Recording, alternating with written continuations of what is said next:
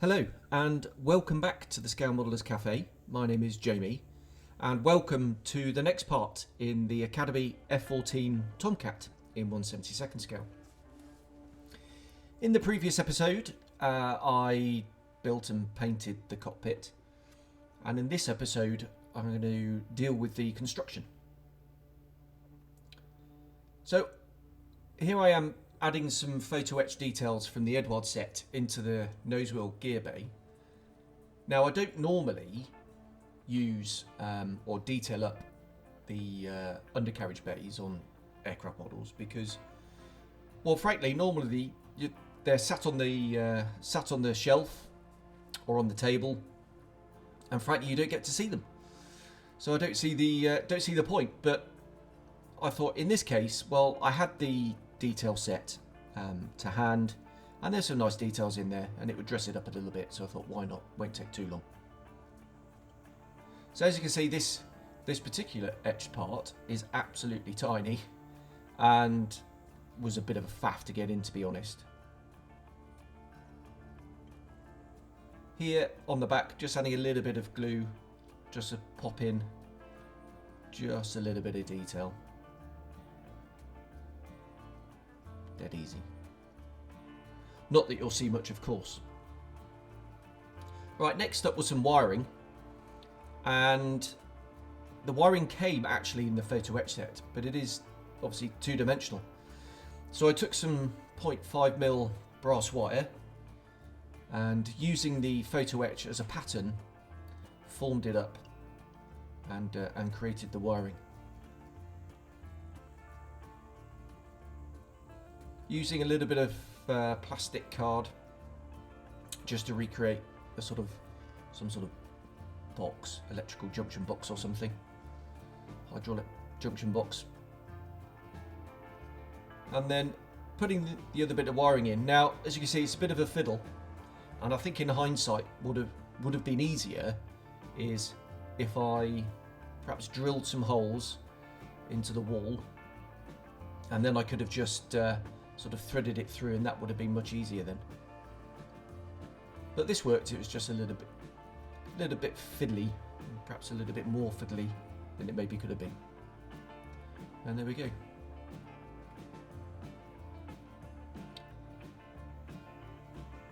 Now painting.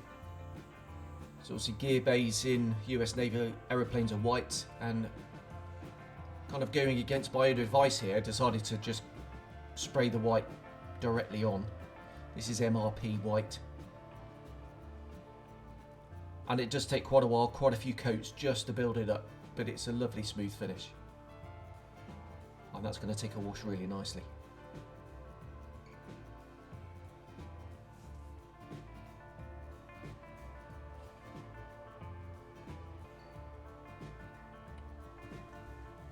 Okay, next up then is putting the nose together. So the first job is to just glue that undercarriage bay that we've just detailed and painted up onto the bottom of the cockpit tub. It was obviously done in the previous episode. And again, I'm using the Ammo of Mig Jimenez glue because that brush is so fine, it just gets right in there. A little bit of a squeeze just to make sure it's on there correctly. And then just adding just a little bit of the cement to the locating pegs, and that's just going to help just secure it all in place.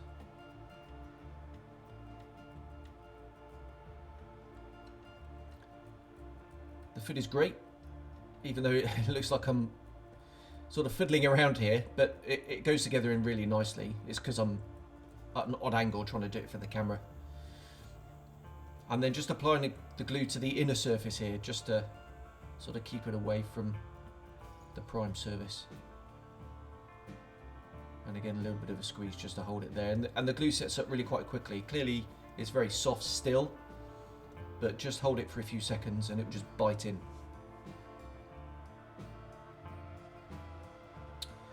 Now, you can see I'm actually using the black super glue to glue the nose halves together.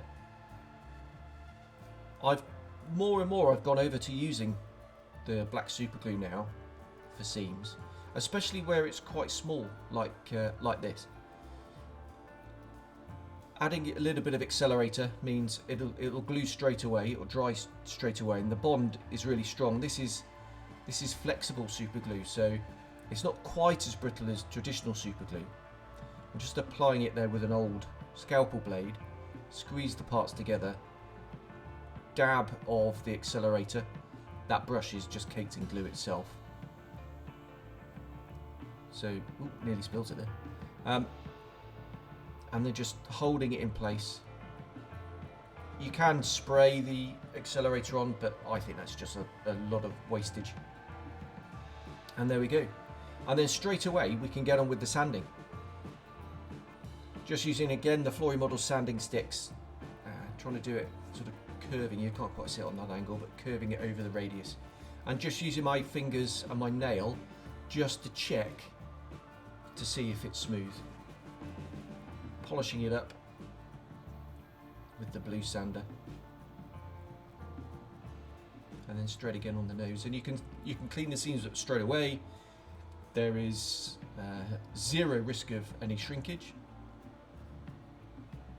But yes, the flexible super glue is a little bit flexible, but it's still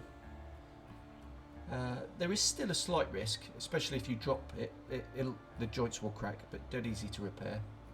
And you can see there, had a slight step, so you just add a little bit more super glue and accelerator, and you can get straight in and sand it away.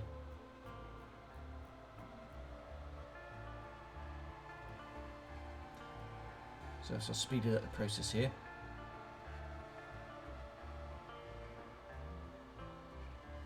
And then the polishing with the blue sander, and that's going to get rid of, you know, pretty much all of the scratch marks. That's actually quite a fine grit on there. And then the underside, now it's quite flat, that bit. So there's kind of less risk, if you like, of sanding natural flat on a curved surface, if you know what I mean. And again, I could just feel just a microscopic step. So just applying a little bit more glue, we'll hit that with accelerator, and then sand it flush. Now that seam anyway is going to get covered up with some avionics gubbins. But anyway, I thought I'd just film it and show you a little bit more. There we go. In with the blue just to polish away those scratch marks.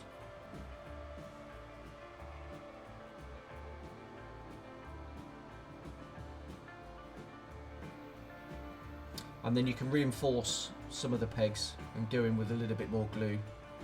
So that's just on the other side to where I glued in the cockpit tub. That brush is great for getting right in there.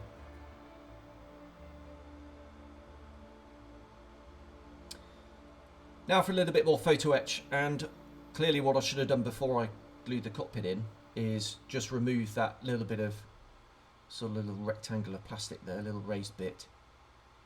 So that would have been much easier to get rid of, obviously before I glued it, but hey ho. And then this little bit of photo etch here is really, it's, you know, if you're going to use one piece of photo etch in the whole model, I'd use this one.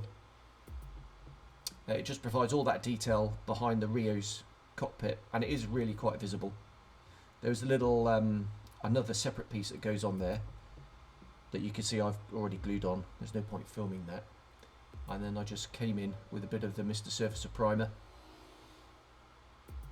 because you don't really want to paint directly over to the photo etch if you can possibly help it.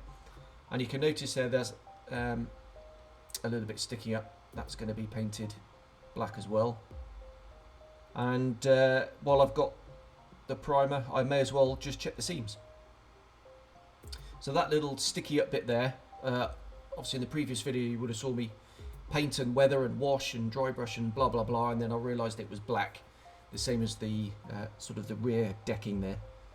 So that was all masked off, and then sorry about the focus, there we go. And again, that was MRP, because that gives a really nice sort of glossy sheen.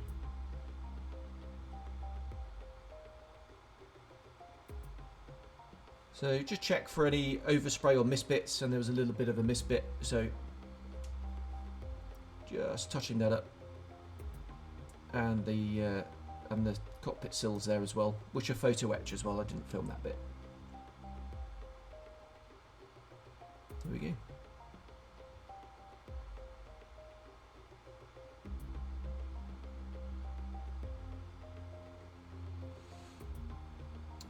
Okay, now for a wash. This is a black panel line wash from Ammo of MiG. And just a little bit, you know, why not? While I've got it on the brush, add a little bit in the back cockpit there, enhance the shadows. And now we're going to come to the dry brush. So this is the acrylic dry brushing paint from Ammo, and it's absolutely brilliant. I mean, who knew you could dry brush with acrylics? Now this is going to look a little bit too extreme, but it is going to tone down with a coat of varnish as well. And I did put another wash over the top later on, just to kind of tone that down a little bit. But the varnish does a lot of the work for you, actually, to be honest.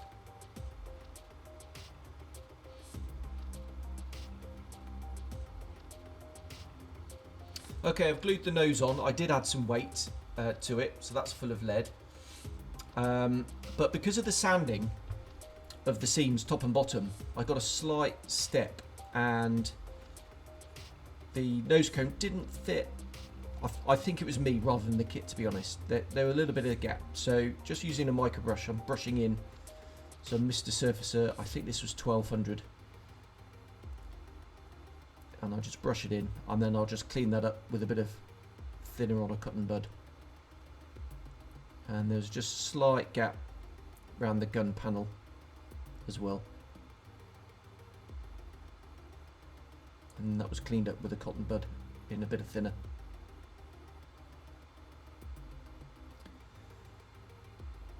Now for the belly plate, the fit on this kit is really quite impressive. If I'm honest, it's brilliant.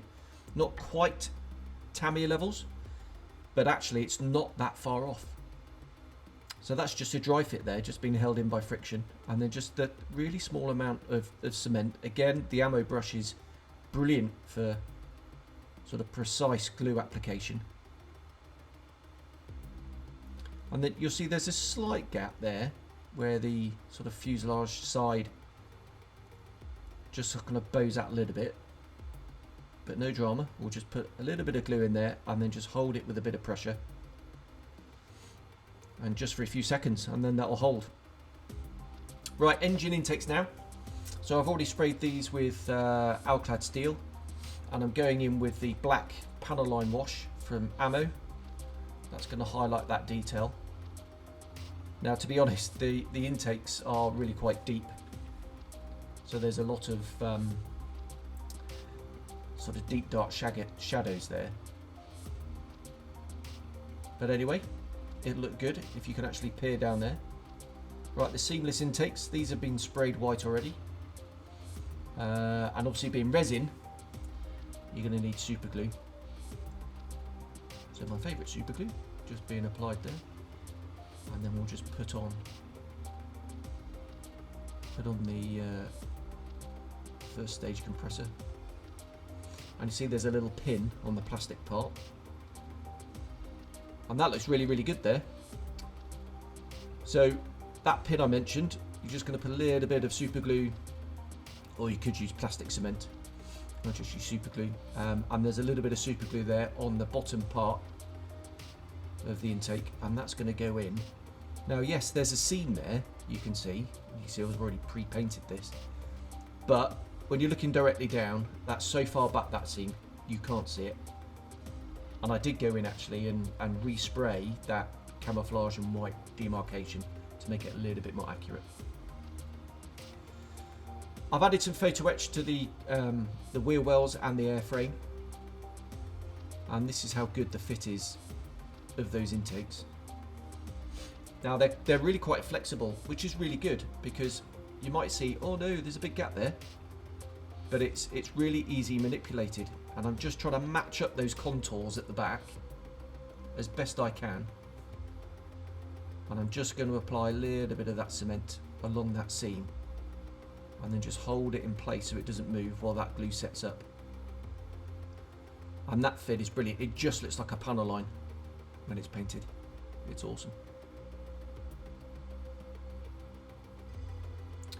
So the intakes are glued in place, and we're just going to put the intake ramps on now. These are being pre-painted again, and that's just the dry fit. They just slot into place. But so I'm going to add a little bit of glue there, just for permanence. We don't want them moving around. Not that I think they would, to be honest. A little bit of a gap at the back, as you can see there on the intake, but it doesn't matter. You can't see down there. And the wings have already been glued together, and it's quite a neat solution this, to set the wing sweep correctly. So you'll see there's notches on the wing part, and that little sort of plate that's got a sticky out bit goes into those notches, so you can line up both wings really well. I didn't glue the wings, they do move on the finished kit. Now there's some giant locating pins there, forward and back, almost like a snap type kit, but they really do grip the model really well. Now I used the Airres resin burner cans, and they are really quite deep, and I ended up having to remove those pins after I glued everything together, which was a bit of a pain. So if you do have the Airres resin burner cans, I would just remove those before this stage. And you see it's a nice tight fit. To get the wing gloves a nice seam on there, you do have to move the wings. You'll see me do that in a second. There we go, just sort of tweak the wings out of the way. And that's the dry fit. It's absolutely superb. Right, this is a sort of little plate towards the back end. The top one went on fine. Now the instructions, I followed the instructions here. Glued everything together and then had to put this in, and I did have a really big step, so I just used some plastic card to try and minimize that, but I'm still left with a bit of a step. So I recommend gluing this part in on the bottom half of the fuselage first, and then you've got a sort of sandwich between two parts then, and that will eliminate that step. But it's on the bottom, so when the model's sat on the bench you can't really see it anyway. And there's a bit of flexibility there, as you can see. And you can just see the step there in the light. Even by putting that plastic card, didn't really eliminate it. So definitely, if you're going to do this kit, and I'm really tempted to do another one, is I'm going to glue that on first, that bit.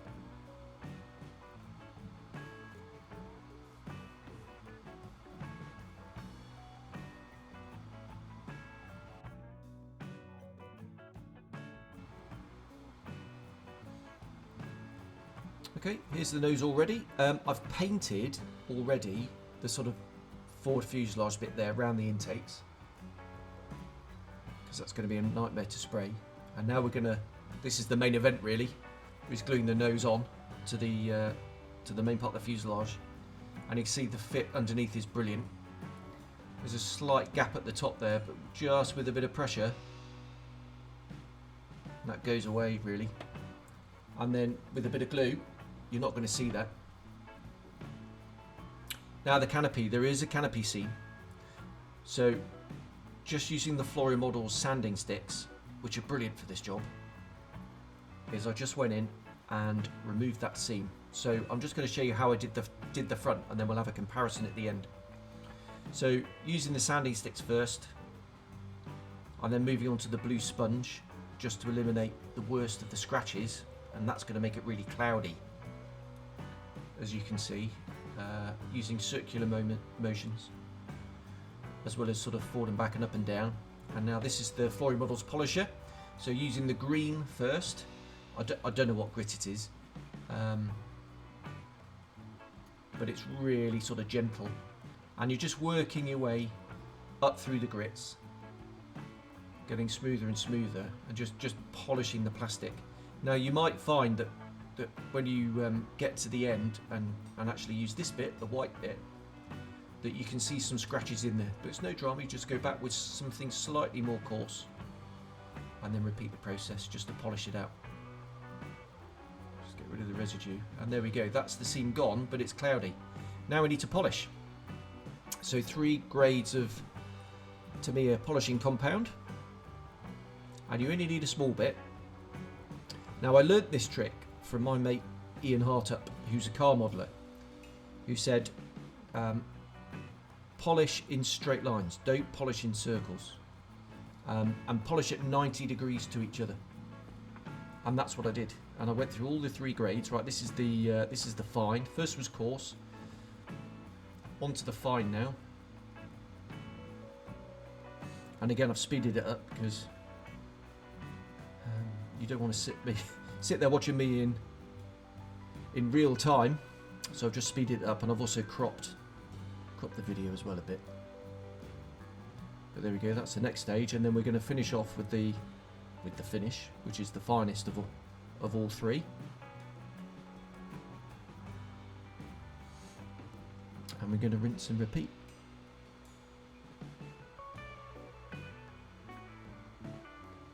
And then in just a sec I'll show you a comparison between the sort of polished front bit, seamless, and then the rear where you can actually see the seam just against the cutting mat. There you go.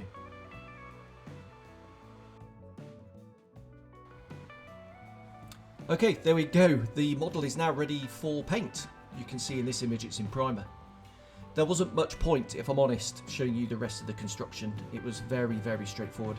It all fell together. Canopy was masked up and then whacked on a layer of primer. So join me in the next episode where I'll take you through the painting and finishing and the weathering, my favourite bit, and also some of the detailing of the undercarriage and the weapons, and bringing it all together. So thanks very much for watching, and I'll see you on the next part. Thank you.